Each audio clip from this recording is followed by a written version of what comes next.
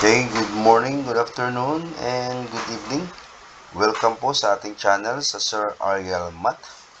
At patuloy natin yung topic natin kahapon, yung polygons. At dito na tayo sa classification of polygons.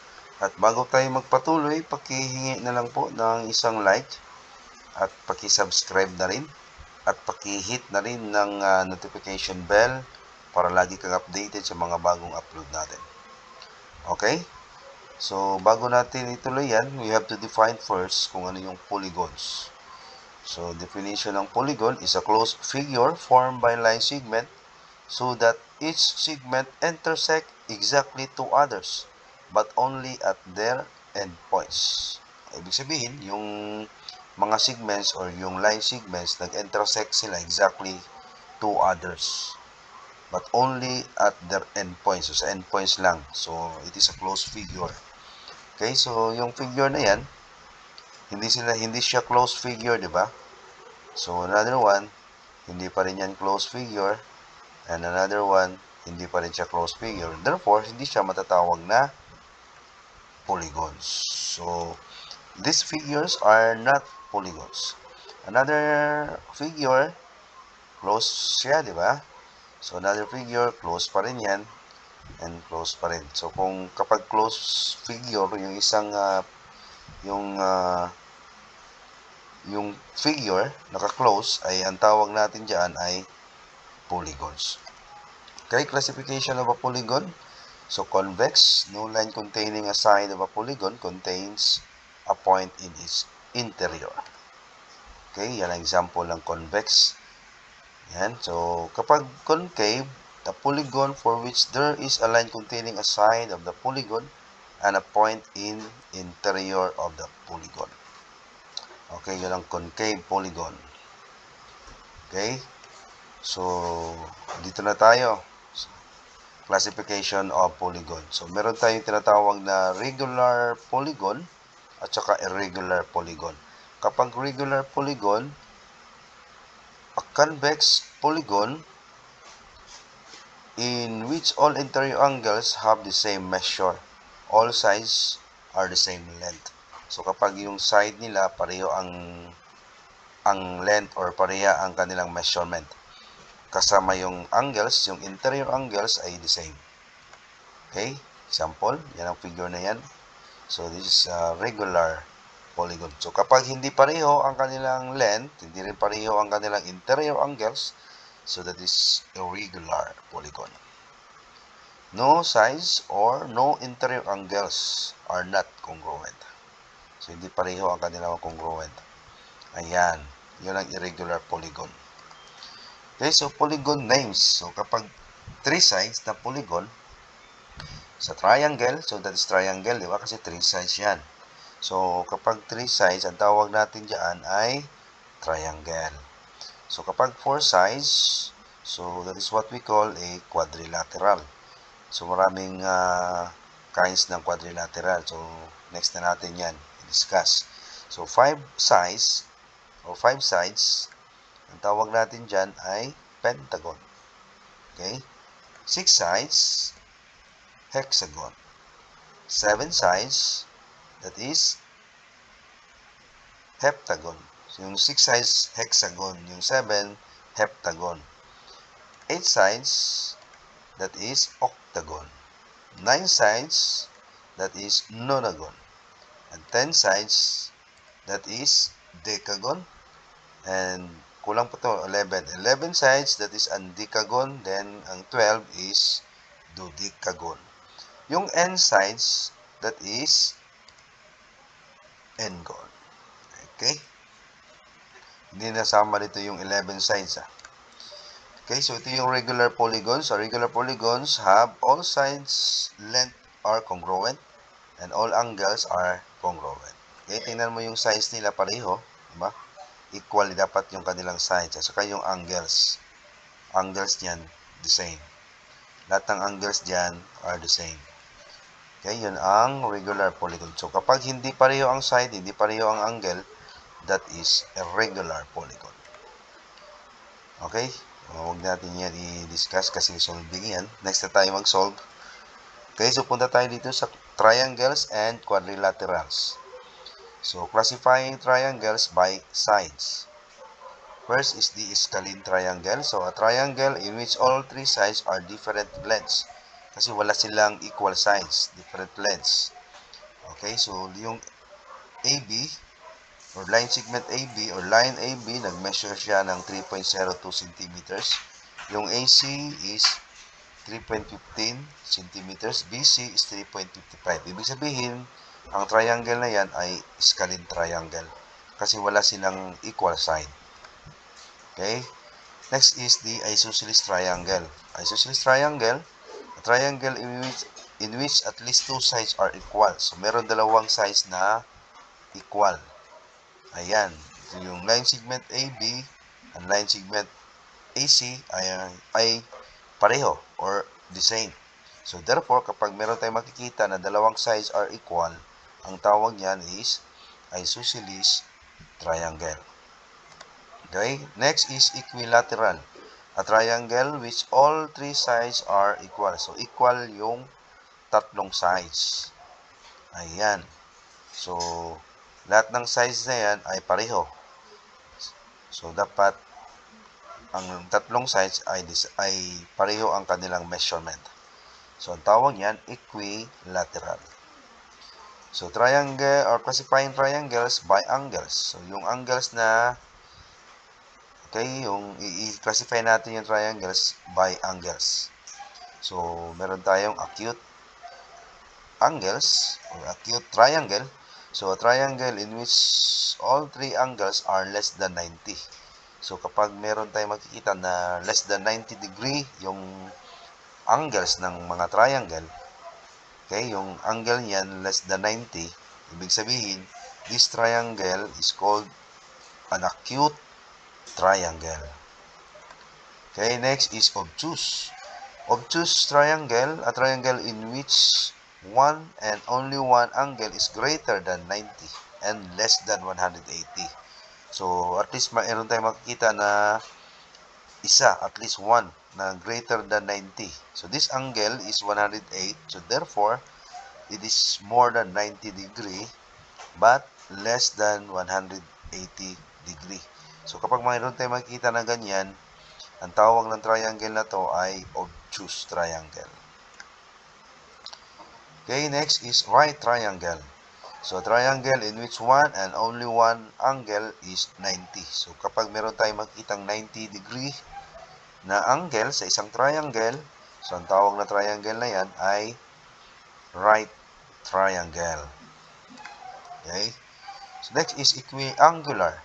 Equiangular triangle, a triangle in which all three angles or all angles are the same measure o pareho ang kanilang measurement.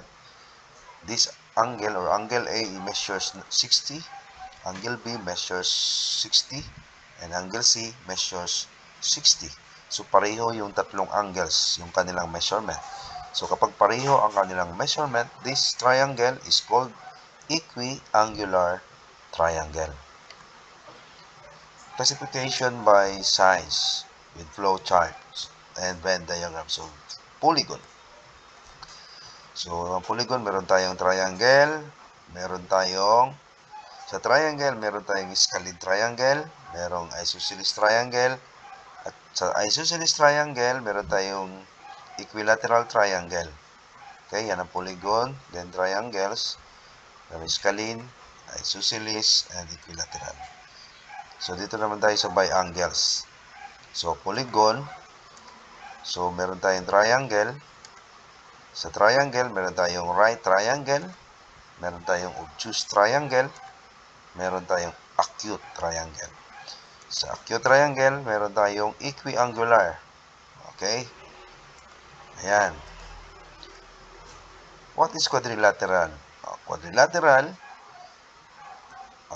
all quadrilateral have four sides. So, merong apat na sides yung quadrilateral. They also have four angles. Meron ding apat na angles ang quadrilateral. So, the sum of the four angles, totals niya is 360. So, kapag itotal natin yung apat na angles, ay 360. Yan ang quadrilateral. These properties are what makes quadrilateral alike, but what makes them different. Meron talagang kaibahan yan, yung mga quadrilateral. Okay? Example, another part ng quadrilateral is a parallelogram. Okay, ang parallelogram, two sets of parallel sides. Meron siyang dalawang set ng parallel sides. Two sets of congruent sides. Meron din siyang, okay, yan ang parallelogram. Meron siyang dalawang set ng parallel side at dalawang set ng congruent side. So the angles that are opposite each other are congruent or equal measure. So yung angle nila, nag-opposite niyan ay the same measure or equal measure. Next is the rectangle. Ang rectangle has all properties of quadrilateral and parallelogram. Okay, a rectangle also has 4 right angles. Okay, meron siyang 4 na right angles. So a rectangle can be referred to as an equiangular parallelogram because all four of its angle are right angle, meaning they are all 90 degree. So 4 equal angles. Yun ang rectangle. So lahat ng angles diyan ay 90 degree. Ang total niyan is 360 degree. Okay, yung rhombus na naman. So rhombus is sometimes referred to as slant na square. Okay, parang square na ng slant, di ba? A rhombus has all properties of a quadrilateral and all of the properties of parallelogram in addition to their other properties. Okay, yan ang rhombus. A rhombus is often referred to as a quadrilateral parallelogram because it has 4 sides that are congruent. Each side length has equal measure. So, yung mga length ng mga sides ay pareho or 4-sided polygon yan na equal. Square. The square is most specific member of the family of quadrilaterals. The square has the largest number of properties. Okay? Pinakamarami itong square. Square have all properties of a quadrilateral. So, sa quadrilateral, lahat ng properties andyan. Lahat ng properties of a parallelogram. At lahat ng properties ng rectangle, nandyan kay square. At lahat ng properties kay rhombus, nandyan kay square. Okay, so a square can be called a rectangle, a rhombus, or a parallelogram.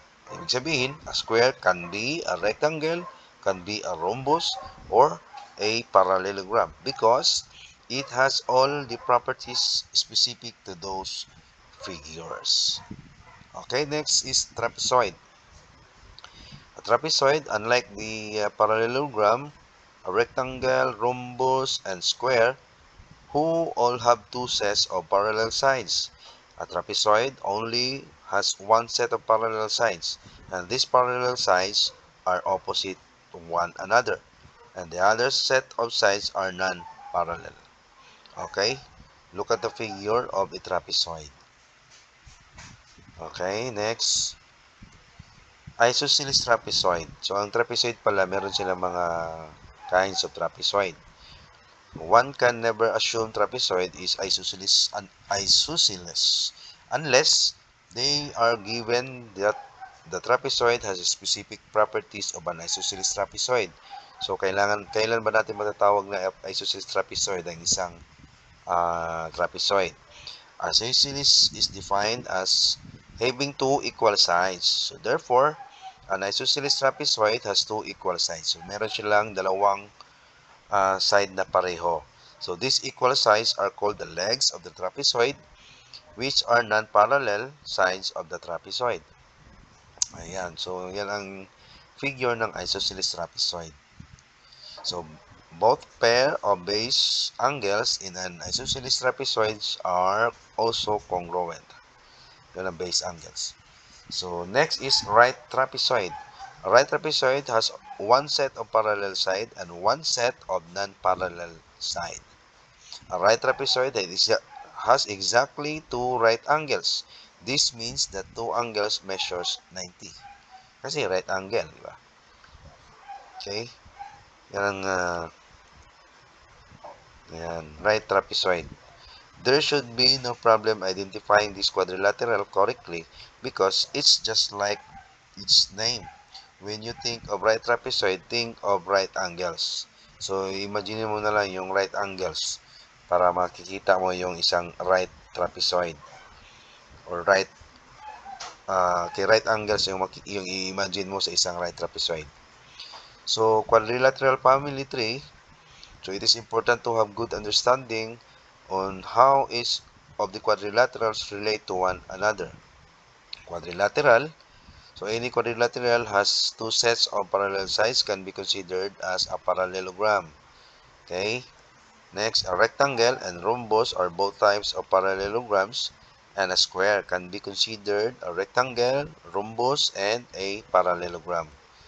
Okay, yan ang mga member ng parallelogram. Merong rectangle, merong rhombus. Then sa rectangle sa rhombus, yun ang square. So, ang square, pwede siya matawag na rhombus, pwede rin siya matawag na rectangle. Kasi sa square, na na lahat ng properties ng rectangle at saka properties ng rhombus. Any quadrilateral has one set of parallel sides. Is a trapezoid, isosceles, and right are two types of trapezoid. Okay, so two types of trapezoid. Meron siyang isosceles trapezoid and right trapezoid. Okay, so maraming salamat. Nandito lang muna tayo sa ating topic ngayon. At again, sa hindi pa nakasubscribe, paki-subscribe naman at paki-hit ng notification bell para lagi kang updated sa mga bagong upload natin. Maraming salamat and God bless and mabuhay kayong lahat. Bye-bye!